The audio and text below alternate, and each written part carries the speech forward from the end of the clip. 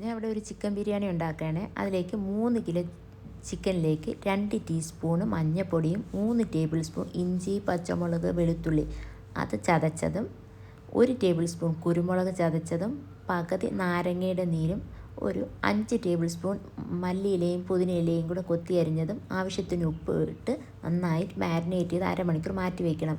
അതിനുശേഷം ഇത് കുക്കറിലോട്ട് മാറ്റുക. 1/2 കപ്പ് വെള്ളം ഒഴിച്ച് 2 വിസിൽ നമുക്ക് ഈ ചിക്കൻ വേവിച്ചെടുക്കണം. വേവിച്ചതിന് ശേഷം ചിക്കൻ സ്റ്റോക്ക് സെപ്പറേറ്റ് ചെയ്ത് മാറ്റി വയ്ക്കുക. ഇപ്പോൾ 2 കപ്പ് ചിക്കൻ സ്റ്റോക്കാണ് എനിക്കിവിടെ കിട്ടിയത്. ഇനി ഈ ചിക്കൻ നമുക്ക് ഷാലോ ഫ്രൈ ചെയ്ത് അത് മാറ്റി വയ്ക്കുക. ഈ ചിക്കൻ സ്റ്റോക്കിലേക്ക് ഞാൻ 10 ഗ്ലാസ് വെള്ളം ആഡ് ചെയ്യുന്നുണ്ട്. കാരണം 6 ഗ്ലാസ് ആയിരിക്കും 12 ഗ്ലാസ്, ആ ഒരു കണക്കനുസരിച്ചാണ്. ഇനി വേറൊരു പാനിലേക്ക് ഞാൻ ഒരു 4 ടേബിൾ സ്പൂൺ വെളിച്ചെണ്ണ ഒഴിച്ച് അതൊന്ന് ചൂടാക്കിയെടുക്കണം. ഇതിലേക്ക് ഞാൻ ഒരു 3 മീഡിയം സവാള അരിഞ്ഞതും കൂടെ ചേർത്ത് വഴറ്റിയെടുക്കുന്നുണ്ട്. ഇത് വഴണ്ട് വരുമ്പോൾ ഒരു 5 ടേബിൾ സ്പൂൺ ഇഞ്ചി, പച്ചമുളക്, വെളുത്തുള്ളി ചതച്ചതും കൂടെ ചേർത്ത് അതിൻ്റെ പച്ചക്കുത്ത് മാറുന്നത് വരെ ഇളക്കി കൊടുത്തതിന് ശേഷം ഒരു 4 മീഡിയം തക്കാളിയും കൂടെ ചേർത്ത് നന്നായിട്ട് വഴറ്റിയെടുക്കുക.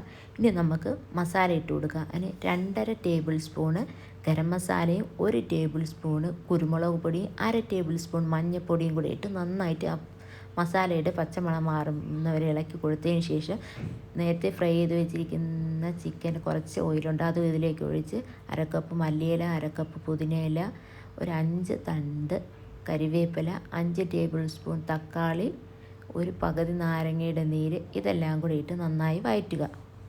ഇതിലേക്ക് ഞാൻ നേരത്തെ ഫ്രൈ ചെയ്ത് വെച്ചിരിക്കുന്ന ചിക്കനും കൂടെ ഇട്ട് നന്നായിട്ട് മസാല യോജിപ്പിക്കുക.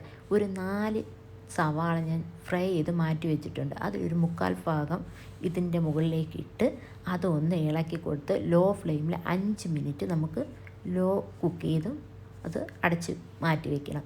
ഇനി നമുക്ക് റൈസ് ഉണ്ടാക്കാം. റൈസിന് ഞാൻ ഒരു ചുവട് കട്ടിയുള്ള പാനിലേക്ക് 5 ടേബിൾ സ്പൂണ് വെളിച്ചെണ്ണയും 4 ടേബിൾ സ്പൂണ് നെയ്യ് ഒഴിച്ച് ചൂടാകുമ്പോൾ ഇതിലേക്ക് പട്ട, ഗ്രാമ്പു, ഏലക്ക, തക്കോലം, ബേ ലീവ്സ്, പെരിഞ്ചീരകം ഇതെല്ലാം ഇട്ട് പൊട്ടുമ്പോൾ ഇതിലേക്ക് ഒരു സവാളയും കൂടെ അരിഞ്ഞ് ചെയ്ത് ഒന്ന് വഴറ്റി കൊടുക്കണം. ഞാൻ 6 കപ്പ് ജീരകശാല റൈസ് അരമണിക്കൂർ വെള്ളത്തിൽ കുതിർത്ത് ഡ്രെയിൻ ചെയ്ത് വെച്ചിട്ടുണ്ട്. അതും ഇതിലേക്കിട്ട് ആ വെള്ളത്തിൻ്റെ ഈർപ്പം മാറുന്നവരെ ഒന്ന് ഇളക്കി കൊടുക്കുക. ഇതിലേക്ക് 2 തണ്ട് കരിവേപ്പിലയും കൂടെ ഇട്ട് കൊടുക്കുന്നുണ്ട് ഒരു ഫ്ലേവറിന് വേണ്ടി. ആവശ്യത്തിന് ഉപ്പ് ഇട്ട് ഒന്ന് ഇളക്കി കൊടുത്തതിന് ശേഷം നമ്മൾ നേരത്തെ തിളപ്പിക്കാൻ വെച്ച ചിക്കൻ സ്റ്റോക്കും വെള്ളമുള്ള ഇതിലേക്ക് നമ്മൾ ഒഴിച്ചു കൊടുക്കുന്നുണ്ട്. നമ്മൾ ഇത് ഒഴിച്ചു കൊടുത്ത് ഒന്ന് ഇളക്കി കൊടുക്കുക. ഉപ്പ് എന്നൊക്കെ നോക്കുക. ഇതിന് ശേഷം ഹൈ ഫ്ലെയിമിൽ ഒരു 5 മിനിറ്റും ലോ ഫ്ലെയിമിൽ ഒരു 10 മുതൽ 12 മിനിറ്റും ഇത് കുക്ക് ചെയ്തെടുക്കുക അടച്ച് വെച്ച്.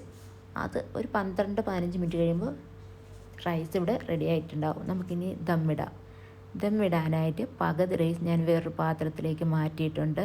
മല്ലിയിലയും പുതിനയിലയും കുറച്ച് സവാള പൊരിച്ചതും കുറച്ച് 1 ടേബിൾ സ്പൂൺ നെയ്യും 1 ടേബിൾ സ്പൂൺ ഗരം മസാലയും കൂടെ ഇതിന് മുകളിലേക്ക് തൂകി കൊടുക്കുന്നുണ്ട്. ഇതിലേക്ക് നമ്മൾ ചിക്കൻ വേവിച്ച് വെച്ച ആ ചിക്കൻ്റെ മസാല ഇതിന് മുകളിലേക്ക് പകുതി ചിക്കൻ മസാല ഇട്ട് കൊടുത്തതിന് ശേഷം ബാക്കി റൈസ് കുറച്ച് റൈസ് വീണ്ടും ഇതിൻ്റെ മുകളിലേക്ക് ഇട്ട് കൊടുക്കുക. മല്ലിയിലയും പുതിനയിലയും സവാളയും അണ്ടിപ്പരിപ്പും കിസ്മിസും എല്ലാം കൂടെ ഇട്ട് കൊടുത്തതിന് ശേഷം വീണ്ടും നമ്മൾ ബാക്കി വന്ന മസാല വീണ്ടും ഇതിന് മുകളിലേക്ക് ഇട്ട് ബാക്കി റൈസും കൂടി ഇട്ട് മുകളിൽ ഒന്ന് തട്ടിക്കൂട്ടി വെച്ചതിന് ശേഷം ഇതിലേക്ക് നമ്മൾ മല്ലിയില, പുതിനയില, സവാള അരിഞ്ഞത്, കുറച്ച് നെയ്യ്, അണ്ടിപ്പരിപ്പും കിസ്മിസും കൂടെ ഞാൻ നെയ്യിൽ പൊരിച്ചതും കൂടെ ഇട്ട് അടച്ച് വെച്ച് ദമ്മിടാനേ. ഒരു ഹൈ ഫ്ലെയിമിൽ 5 മിനിറ്റും ലോ ഫ്ലെയിമിൽ 5 മിനിറ്റുമാണ് ദമ്മിടുന്നത്. അപ്പോൾ ഇവിടെ ബിരിയാണി റെഡി ആയിട്ടുണ്ട്. അപ്പോൾ എല്ലാവരും ട്രൈ ചെയ്ത് നോക്കിയിട്ട് ഫീഡ്ബാക്ക് പറയുക. Thank you.